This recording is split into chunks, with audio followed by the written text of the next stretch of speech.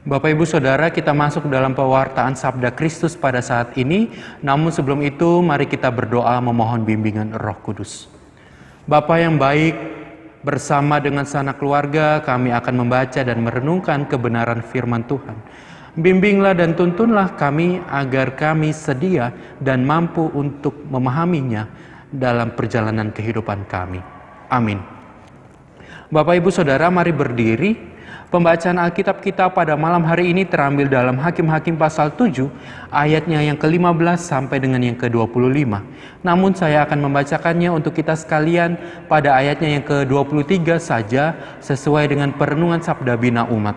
Firman Tuhan menyatakan, "Kemudian dikerahkanlah orang-orang Israel dari suku Naftali dan dari suku Asyer dan dari segenap suku Manasya. Lalu mereka mengejar orang Midian itu." Demikian pembacaan Alkitab pada saat ini. Yang berbahagia adalah kita yang mendengar dan melakukan dalam kehidupan hari lepas hari. Terpujilah Kristus, haleluya. Haleluya, haleluya, haleluya. Dipersilakan duduk kembali. Selamat malam Bapak Ibu Saudara serta anak-anak sekalian yang diberkati dan yang dicintai oleh Tuhan Yesus Kristus. Tema perenungan kita pada malam hari ini yaitu tentang kerjasama berbuah manis. Dengan ayat Alkitabnya pada ayatnya yang ke-23. Ya Bapak Ibu Saudara, kita berjumpa kembali dalam ibadah rumah tangga yang masih kita laksanakan bersama dengan anggota keluarga kita tercinta melalui media virtual. Sebelumnya Bapak Ibu Saudara, terimalah salam dari saya, damai di hati, tekun bersekutu, tangguh dalam melayani. Iya, Bapak Ibu Saudara, salam yang baru saja saya sampaikan mau mengajak serta mengajarkan kepada kita sekalian bahwa di tengah pandemi COVID-19 yang masih terus diberitakan, kita memerlukan pendamaian dari Tuhan untuk bisa bersahabat dalam tanda kutip dengan virus yang tidak terlihat ini. Kemudian juga Bapak Ibu Saudara, kita tidak lupa untuk mengambil bagian di dalamnya dalam persekutuan yang telah kita laksanakan melalui media virtual selama 3 bulan berjalan ini. Hingga saat ini juga Bapak Ibu Saudara, tentunya kita harus dikuatkan oleh Tuhan Yesus Kristus dalam menjalani akan proses kehidupan saat ini. Walaupun kita sudah melakukan aktivitas seperti biasanya, tetapi dengan menggunakan protokol kesehatan yang diterapkan oleh pemerintah. Bapak Ibu Saudara serta anak-anak sekalian, mungkin dari kita sekalian pernah menonton drama serial Korea yang berjudul Dream High pada seasonnya yang pertama, di mana dalam serial drama Korea tersebut mengisahkan tentang perjalanan kehidupan 6 orang anak muda, yaitu bernama Zuzi, Kim So Hyun, Tae Seon, Eun Jung, Iu, dan Woyong yang sedang menempuh pendidikan di Sekolah Tinggi Seni Kirin untuk menjadi seorang bintang industri musik di Korea. Awalnya Bapak Ibu Saudara, mereka ini tidak saling mengenal satu dengan yang lainnya. Tetapi dengan seiring berjalannya waktu, tanpa disengaja, sang guru mempersatukan 6 orang tersebut dalam suatu kelompok belajar. Tetapi apa yang terjadi Bapak Ibu Saudara? Para murid tersebut menolak dan memohon kepada sang guru untuk berganti anggota. Tetapi hal demikian tidak disetujui oleh sang guru. Dengan pasrah, mereka tetap bekerja sama dalam kelompok tersebut. Sehingga Bapak Ibu Saudara, dengan seiring berjalannya waktu, lama-kelamaan para murid ini akhirnya semakin dekat dan semakin nyaman dalam bekerja kelompok tersebut. Tetapi walaupun ada kelebihan dan kelemahan yang terjadi dalam anggota kelompok tersebut, tetapi dukungan yang diberikan antara satu dengan yang lainnya, akhirnya mereka berusaha untuk debut di atas panggung perdananya. Dan kisah serial drama Korea Dream High pada seasonnya yang pertama Bapak Ibu Saudara, seperti yang dilakukan oleh Gideon pada pembacaan Alkitab kita pada saat ini. Pembacaan Alkitab pada malam hari ini yang terambil dalam Perjanjian Lama, yaitu kitab Hakim-Hakim pasalnya yang ke-7 pada ayatnya yang ke-15 sampai dengan yang ke-25, mengisahkan tentang perjalanan kehidupan Gideon dalam memimpin perlawanan terhadap bangsa Midian dan para raja-raja yang ada di dalamnya.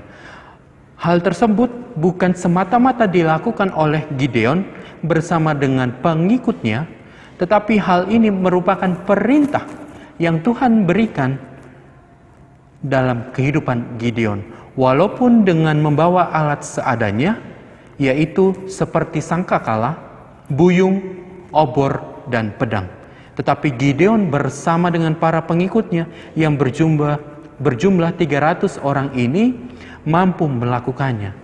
Sebelum lebih lanjut pada perenungan kita pada saat ini, Bapak Ibu Saudara, kisah yang dialami oleh Gideon sama seperti kisah Yosua pada perenungan kita pada hari Minggu kemarin. Di mana dalam kehidupannya, Bapak Ibu Saudara, Gideon ini selalu mengandalkan dan merasakan hangatnya sentuhan yang diberikan oleh Allah dalam kehidupannya. Kalau kita memperhatikan dalam Hakim-Hakim pasal 7 ayat pertama sampai dengan ayatnya yang ke-14, maka kita sekalian dapat memahami dan mengerti apa yang diberikan oleh Tuhan dalam kehidupan Gideon bersama dengan bersama dengan para pengikutnya yang hanya berjumlah 300 orang saja untuk melawan bangsa Midian. Sehingga Bapak Ibu Saudara, ada poin penting yang disampaikan pada pembacaan Alkitab kita pada saat ini. Yang pertama, Bapak Ibu Saudara serta anak-anak sekalian dapat memperhatikan dalam ayatnya yang ke-22, di mana dalam ayat tersebut membuat bangsa Midian menjadi gentar terhadap Gideon dan juga para pengikutnya, hingga mereka pun saling mengarahkan pedang seorang dengan yang lainnya. Kemudian poin perenungan yang kedua, Bapak Ibu Saudara serta anak-anak sekalian dapat memperhatikan pada ayatnya yang ke-23, di mana hal tersebut Bapak Ibu Saudara tidak diherankan lagi oleh 3 bangsa yang telah disebutkan dan juga orang-orang yang berada di Efraim, sebab kepemimpinan yang dilakukan oleh Gideon ini dilandaskan oleh iman dan ketaatan kepada Tuhan yang dapat dipercaya oleh banyak orang. Sehingga 3 bangsa yang telah disebutkan dalam ayatnya yang ke-23 pada saat ini dapat bekerja sama dengan baik oleh Gideon. Sehingga Bapak Ibu Saudara, pesan yang disampaikan kepada kita sekalian dalam perjalanan kehidupan bersama dengan anggota keluarga dan juga dalam hidup persekutuan, pesan yang pertama, marilah kita mengikuti jejak dan menerapkan dalam kehidupan keseharian yang diajarkan oleh Gideon untuk selalu mengandalkan Tuhan dalam setiap langkah perjuangan iman yang terjadi dalam kehidupan kita sekalian. Dan Bapak Ibu Saudara, perlu adanya kerjasama antara setiap pribadi kepada Tuhan agar pembimbing dan pembinaan yang diberikan oleh Tuhan dalam kehidupan keseharian selalu hadir dan tidak akan pernah berakhir selamanya. Kemudian pesan yang terakhir Bapak Ibu Saudara, dimanapun kita sekalian berada, baik di lingkungan keluarga, lingkungan masyarakat, lingkungan pekerjaan, bahkan di lingkungan gereja sendiri, marilah kita menerapkan hidup saling bekerja sama satu dengan yang lainnya.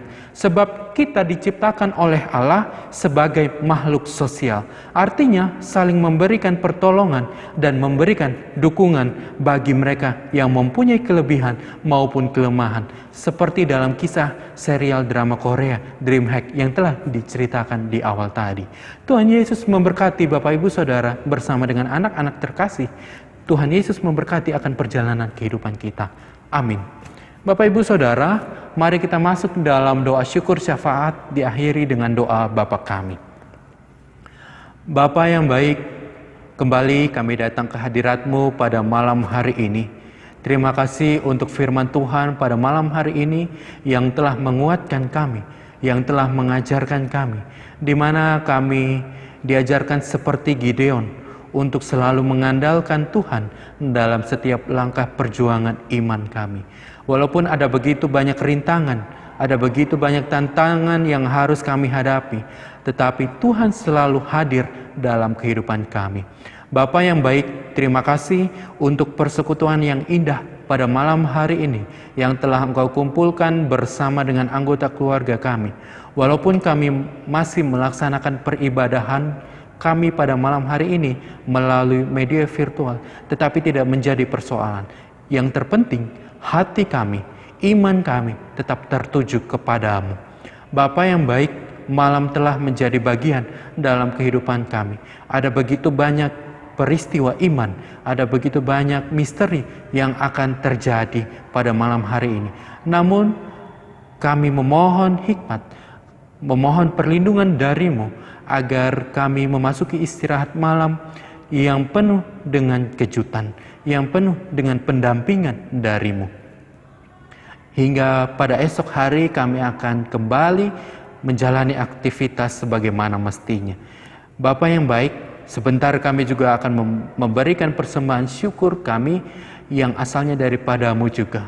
Engkau memberkati dan menyertai serta menguduskan persembahan syukur yang akan kami berikan. Dan Engkau juga memberkati mereka yang akan mengelola persembahan syukur ini agar dipergunakan dengan sebaik mungkin.